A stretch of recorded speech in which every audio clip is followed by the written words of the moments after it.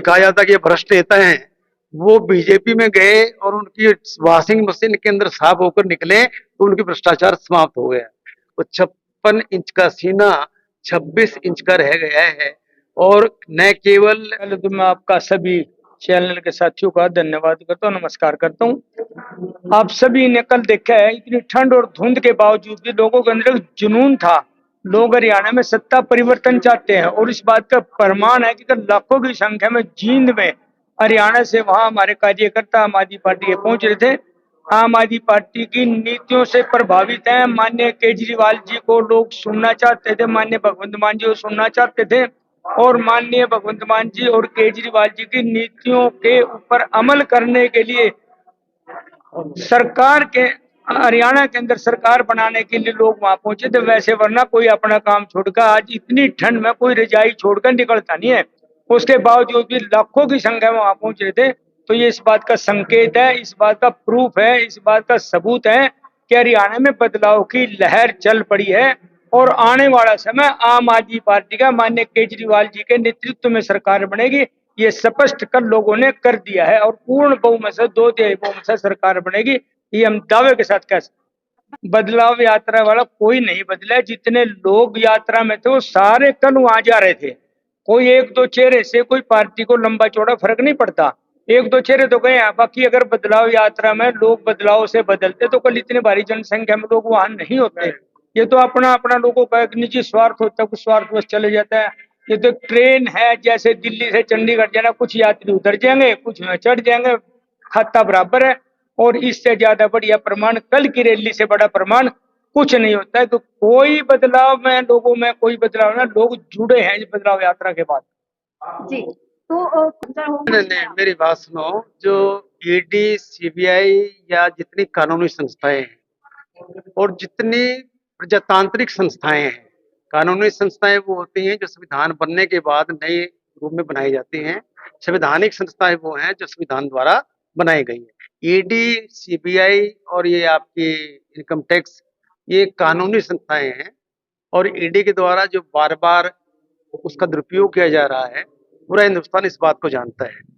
आप देखिए कि महाराष्ट्र के अंदर अजीत पवार और दूसरे नेताओं को बाहुल बाहुल मुख को ये कहा जाता कि ये भ्रष्ट नेता हैं, वो बीजेपी में गए और उनकी वॉशिंग मशीन के अंदर साफ होकर निकले तो उनकी भ्रष्टाचार समाप्त हो गया।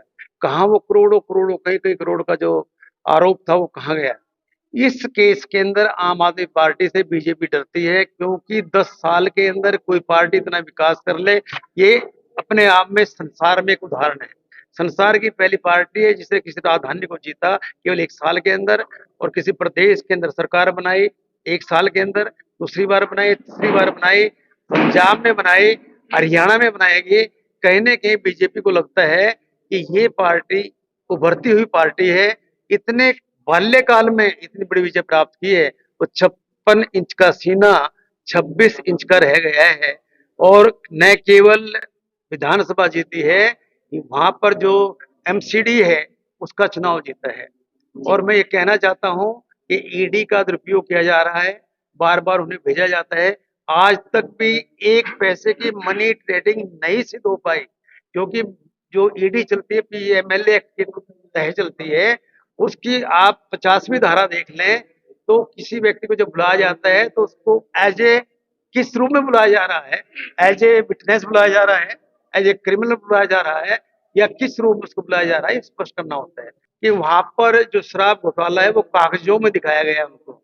जो नीति बनाई थी उसके अंदर ऐसा कुछ नहीं था। ये दुष्प्रचार है पार्टी का, इसका क्या नाम, बीजेपी का।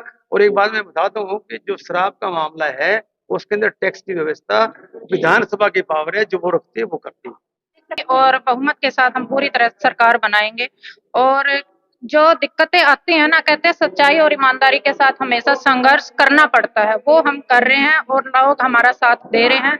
और 2024 में पूरे बहुमत के साथ सरकार बनेगी। देखिए, वो SYL ये काफी पुराना मुद्दा है, इसमें जो बड़ी लीडरशिप है वो ज्यादा इसके बारे में बता सकती है, SYL के बारे में।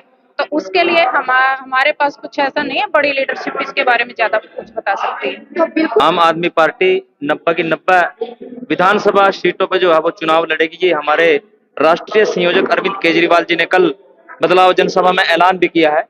और हम खाली चुनाव नहीं लड़ेंगे, क्योंकि कोई भी चुनाव लड़ने के लिए आपके पास सैनिक होना चाहिए, कोई भी। तो हमारे पास आज की डेट में लगभग 1.5 लाख कार्यकर्ताओं का एक बहुत मजबूत संगठन है, जिसके दम पर आम आदमी पार्टी आने वाले विधानसभा चुनाव में जीत दर्ज करेगी।